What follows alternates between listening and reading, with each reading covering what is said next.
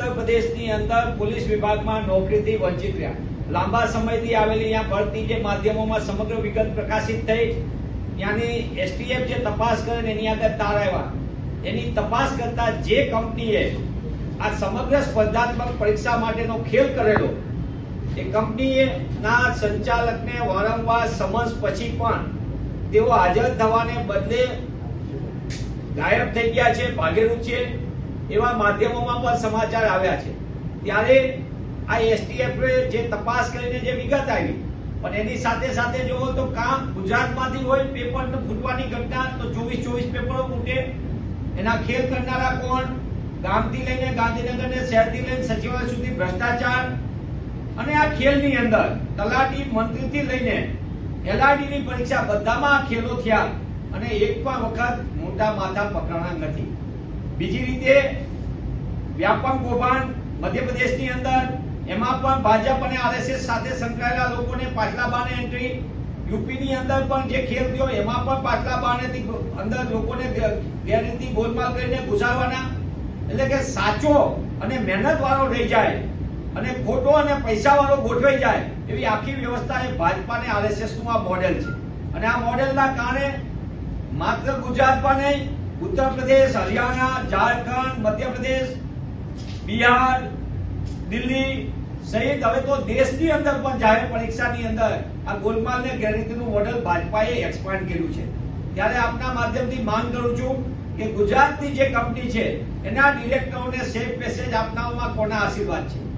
UP police તટસ્થ તપાસ કરીને સાચા કોણ છે અને ખેલ કરનારા કોણ છે એ સમગ્ર બાબત દેશ સમક્ષ આવશે તો જ આ એજ્યુકેશન માફિયાઓ સ્પર્ધાત્મક પરીક્ષામાં સરકારી નોકરીમાં ગોલમાલ કરનારા ઉપર રોક લાગશે અને દેશના યુવાનોને ન્યાય મળશે. સાયન્સ કમિશન દ્વારા સમગ્ર દેશની અંદર national eligibility test for lecturer, junior research fellow, JRF, તેના માટેની આ નેટની પરીક્ષા.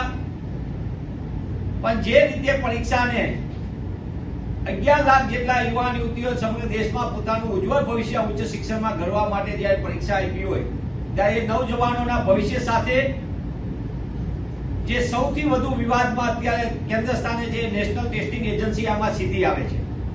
ગઈકાલે સમગ્ર બાબત આવી, અમારા નેતા સન્માનીય પ્રિયંકાજીએ આ સમગ્ર મુદ્દાને તાત્કાલિકપણે દેશ સમક્ષ લાવ્યા અને સરકારે એ પરીક્ષા રદ કરવાની કરી છે.